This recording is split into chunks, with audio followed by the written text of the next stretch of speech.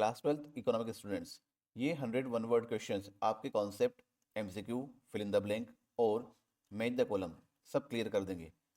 Most student गलती numericals या MCQ में नहीं करते, बल्कि बेसिक कॉन्सेप्ट्स क्लियर नहीं होने की वजह से वो कई सारी गलतियां करके जाते हैं एग्जाम में। बोर्ड्स और सीयूटी दोनों में सेम टर्म्स रिपीट होते हैं, MCQs, fill in the blanks, match the column, सब जगह। इस वीडियो में माइक्रो इकोनॉमिक्स के 100 most important one word questions cover करेंगे हम लोग, जो आपकी हेल्प करेंगे कॉन्सेप्ट्स को क्लियर करने में, एमसीक्यूज को फास्ट सोल्व करने में, fill in the blanks and make the column को अच्छे से करने में। चलिए स्टार्ट करते हैं माइक्रो इकोनॉमिक्स के 100 वन वर्ड क्वेश्चंस बोर्ड और सीयूटी दोनों के लिए। What is the study of individual economic unit called? तो इंडिविजुअल इकोनॉमिक यूनिट को की स्टडी को क्या कहते हैं? Micro economics.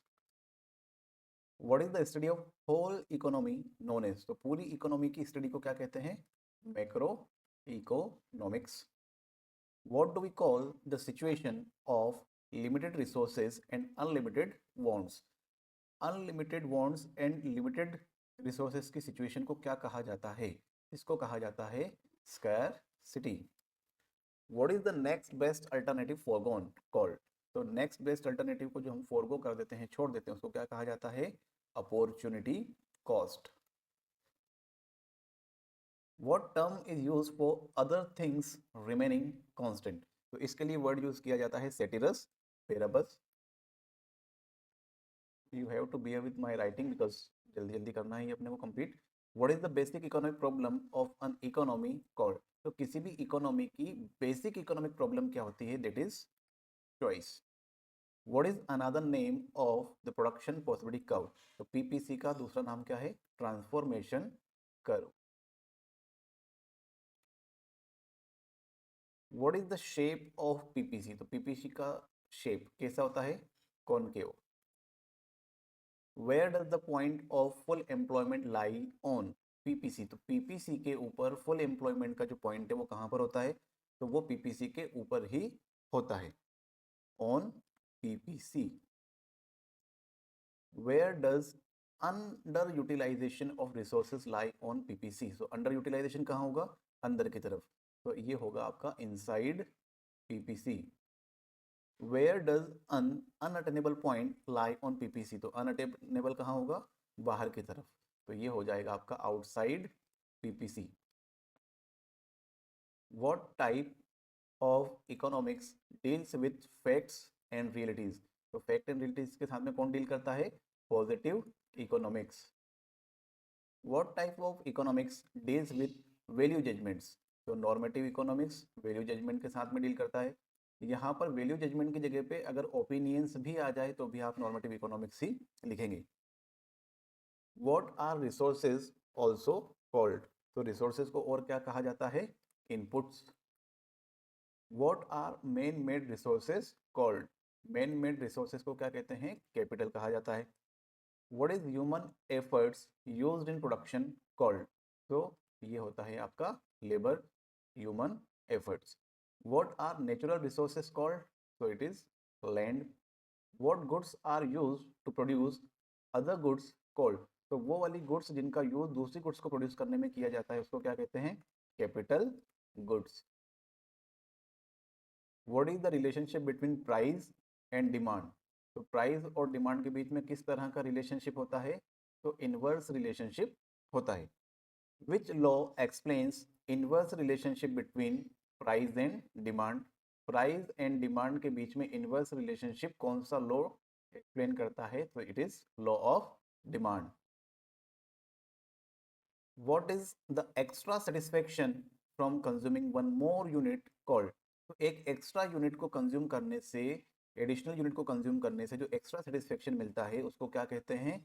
Marginal utility, MU। What is the total satisfaction from consuming consumption called? तो कंजम्पशन, टोटल कंजम्पशन से हमें जो टोटल सेटिस्फेक्शन मिलता है उसको क्या कहा जाता है? TU, total utility. Total utility is maximum when marginal utility becomes what? तो marginal utility क्या होती है? जीरो। उस समय आपका TU मैक्सिमम होता है। What goods have negative income elasticity of demand? Negative income elasticity का मतलब क्या होता है कि अगर आपकी इनकम इंक्रीज हो रही है और डिमांड डिक्रीज होती है तो ये जो रिलेशनशिप है ये नेगेटिव रिलेशन है। तो ये होता है इंफीरियर गुड्स के केस में। What goods are an exception to the law of demand? तो कौन सी गुड्स एक्सेप्शन में आती है लॉ ऑफ डिमांड के? गिवेंस गुड्स, ये एक्सेप्शन होती है लॉ ऑफ डिमांड का। What is the formula of price elasticity of demand? Price elasticity of demand का फॉर्मूला क्या होता है? Percentage change in quantity divide by percentage change in price. What type of elasticity is shown by perfectly elastic demand curve? तो perfectly elastic demand curve जो रहता है वो किस तरह की elasticity को represent करता है? तो it represents infinite elasticity. What type of elasticity is shown by perfectly inelastic demand curve? तो perfectly inelastic demand curve जो रहेगा वो किस तरह की elasticity को represent करता है? Zero. What type of demand is shown by a flatter demand curve? जो flatter demand curve रहेगा वो किस तरह की डिमांड को रिप्रेजेंट करता है? तो ये रिप्रेजेंट करता है आपका इलास्टिक डिमांड को। What type of demand is shown by a steeper demand curve? steeper demand curve जो रहेगा वो किस तरह की डिमांड को रिप्रेजेंट करता है? इन इलास्टिक डिमांड को रिप्रेजेंट करता है। ये चारों क्वेश्चन आपसे मेज द कॉलम के फॉर्म में भी पूछे जा सकते हैं, तो keep this thing in your mind. What change in demand occurs due to price change only? कि अगर सिर्फ प्राइस में चेंज हो तो डिमांड के ऊपर क्या इंपैक्ट आता है, उसमें क्या चेंज होता है? देयर विल बी मूवमेंट, इधर it will be there will be contraction और expansion. What change in demand occurs due to factors other than price? So there will be shift. What curve shows different combination giving equal satisfaction? वो कौन सा curve है जो equal satisfaction की combinations को represent करता है? So that is indifference curve. What is the shape of an indifference curve? Indifference curve का shape कैसा होता है? So that is convex. What is the slope of an indifference curve called? It is known as MRS, marginal rate of substitution. What do indifference curves never do? Indifference curve क्या नहीं कर सकते हैं कभी भी? They cannot intersect each other. What is the condition of equilibrium? What is the condition of consumer equilibrium under indifference curve analysis? Indifference curve analysis में consumer equilibrium हमें कब मिलेगा? जब हमारा MRS प्राइस रेशियो के इक्वल हो जाए। और प्राइस रेशियो को हम लोग कैसे लिख सकते हैं? Px अपॉन Py भी लिख सकते हैं। तो MRS equals to Px upon Py। तो ये भी ऑप्शन हो सकता है, ये भी हो सकता है। What does a budget line show? Budget line क्या शो करती है? ये शो करता है कॉम्बिनेशन ऑफ गुड्स जो कि अफोर्डेबल हैं at the given income. In which direction does a budget line shift with an increase in income? तो जब इनकम इंक्रीज होगी तो बजट लाइन किधर शिफ्ट होगा? It will shift towards right.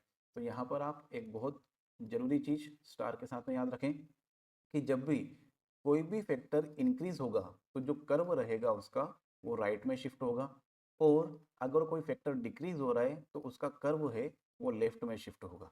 आप इतना याद रखें, बाकी बहुत सारे क्वेश्चंस आपके यहाँ से कवर हो जाएंगे। Which principle explains the convex shape of an indifference curve?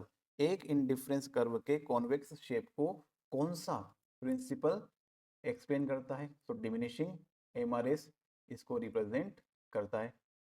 In which period at least one factor remains fixed? Short run में एक फैक्टर फिक्स होता है कम से कम।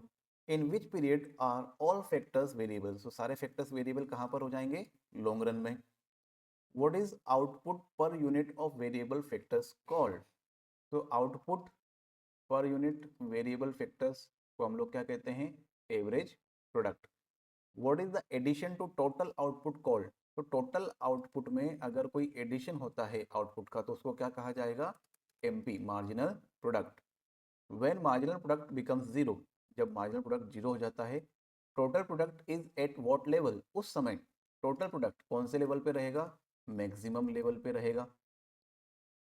Average product is maximum when it is equals to what, तो maxim आपका average product कब maximum होता है, या ये किसके बराबर होगा जब ये मैक्सिमम हो जाएगा, तो एमपी के मार्जिनल प्रोडक्ट के बराबर जब ये होगा तो ये मैक्सिमम हो जाएगा।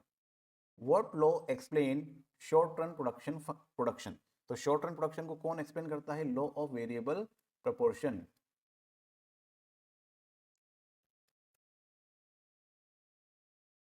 What law explain long run production, long run production को कौन एक्सप्लेन करता है, returns to scale. What happens to average cost due to increasing returns to scale, तो एवरेज कॉस्ट के ऊपर इंक्रीजिंग रिटर्न्स टू स्केल का क्या इंपैक्ट पड़ेगा, आपकी एवरेज कॉस्ट कम हो जाएगी, it will fall.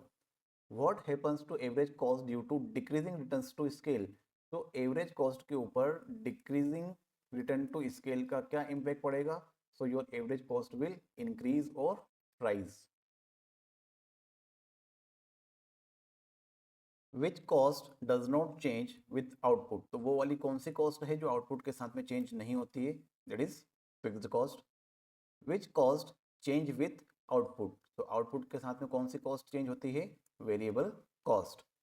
Total cost is sum of which two cost, तो टोटल कॉस्ट किस किस का सम होता है, फिक्स्ड कॉस्ट का प्लस वेरिएबल कॉस्ट का। What is change in total cost divided by change in quantity, तो ये किसको रिप्रेजेंट करता है, मार्जिनल कॉस्ट को रिप्रेजेंट करता है। आप ये सारे फुल फॉर्म्स नोट करेंगे, शॉर्ट फॉर्म में आप नहीं लिखेंगे। What is the shape of the AFC curve, ये स्टार वाला क्वेश्चन है, एक्सेप्शन है ये। रेक्टेंगुलर हाइपरबोला कर्व होता है आपका एएफसी का।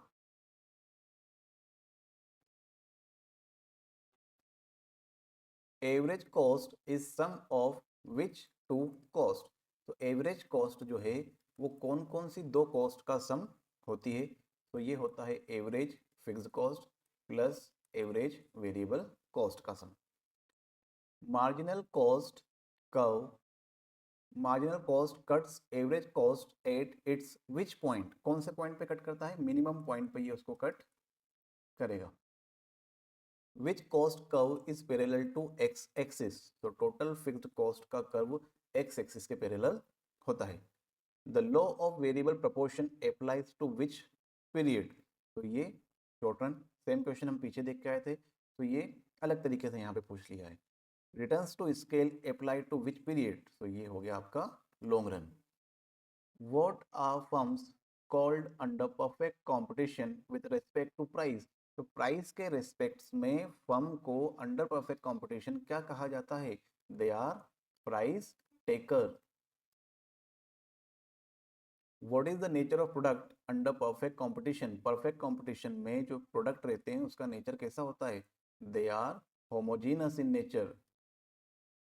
How many firms operate under perfect competition, perfect competition में कितनी फर्म्स काम करेगी, मेनी फर्म्स, बहुत सारी फर्म्स रहती है।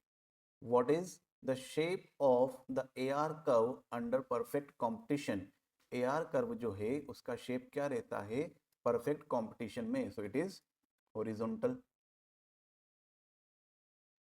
Under perfect competition MR is equals to which curve, perfect competition में MR कर्व किसके बराबर होता है, ये बराबर होता है AR के। What is the condition of profit maximization, किस कंडीशन में प्रॉफिट मैक्सिमम होगा, जब MR MC के बराबर हो, मार्जिनल रेवेन्यू मार्जिनल कॉस्ट के बराबर हो, तब प्रॉफिट मैक्सिमाइज होगा।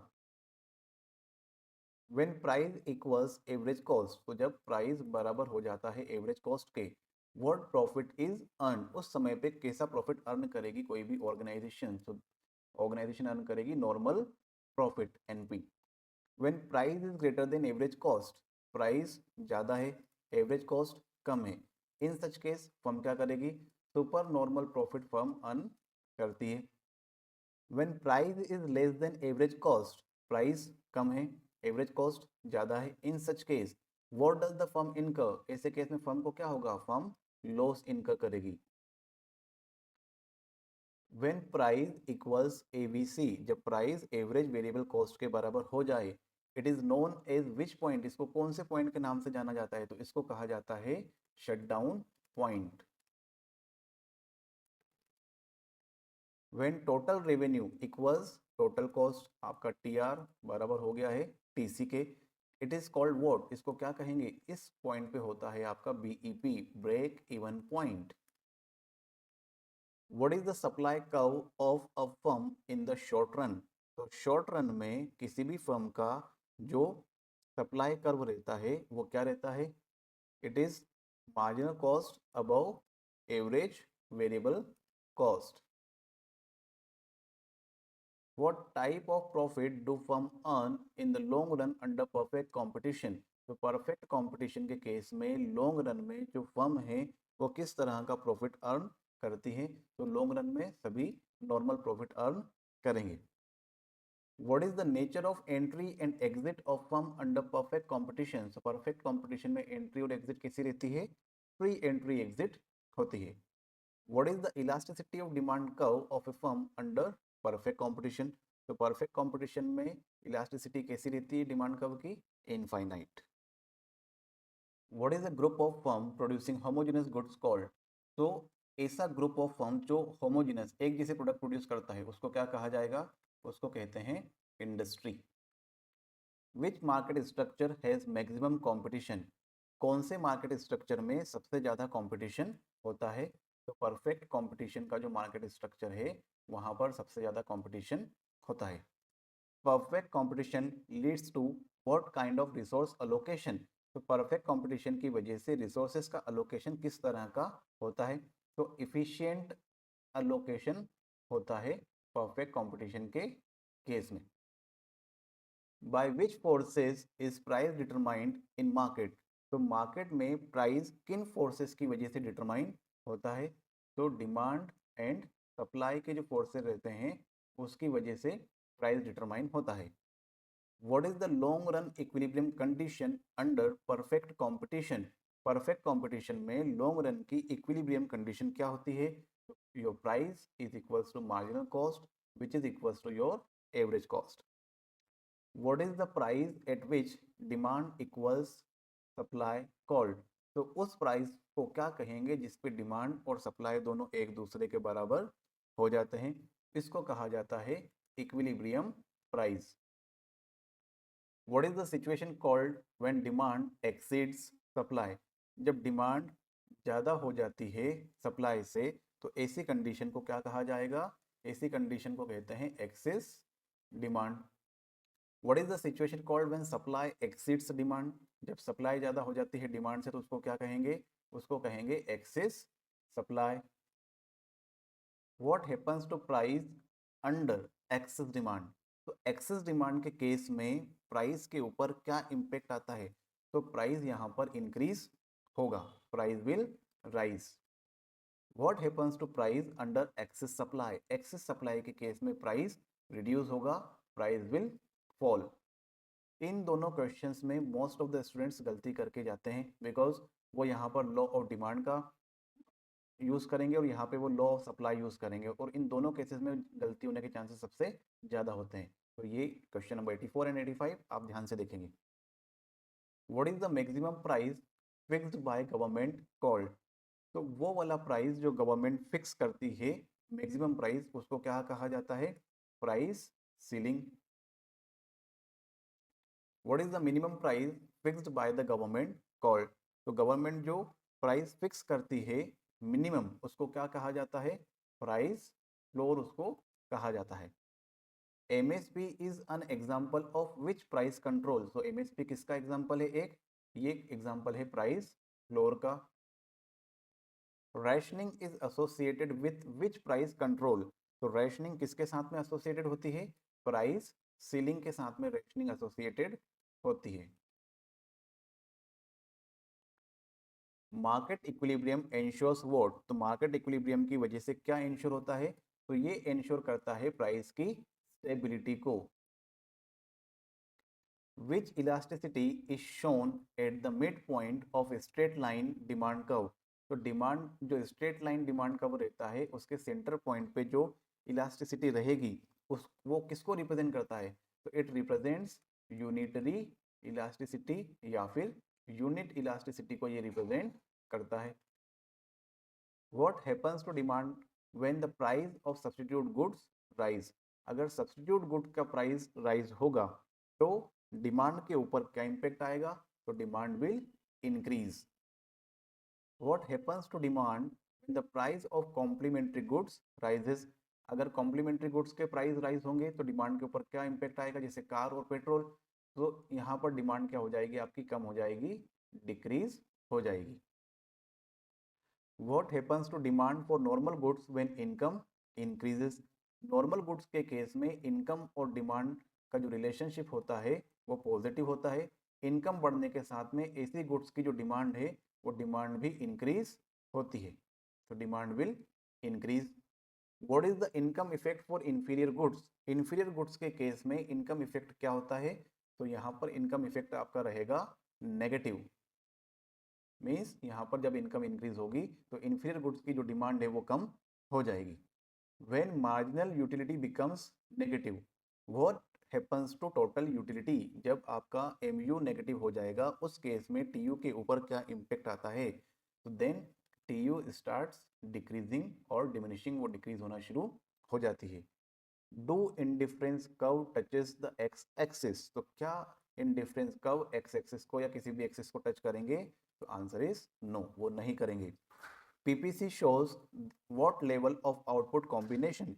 पीपीसी किसको रिप्रेजेंट करता है? ये रिप्रेजेंट करता है मैक्सिमम इफिशियंसी को, maximum efficiency. Choice arises due to what basic problem? Choice किसकी वजह से आती है? स्कैरसिटी की वजह से चॉइसेस अराइज होती हैं। Resources are by nature what? तो रिसोर्सेज बाय नेचर स्कैर होते हैं। तो these are your 100 questions of micro economics. Most important है ये, आप सभी लोगों को ये याद होना चाहिए एग्जाम पर्सपेक्टिव से। इन अ मंथ आपकी एग्जाम हो जाएगी इकोनॉमिक्स की। वीडियो को शेयर कीजिएगा अपने फ्रेंड्स के साथ में, चैनल को सब्सक्राइब कीजिएगा and within 1 or 2 days I will upload macroeconomics के another 100 questions. Thank you so much.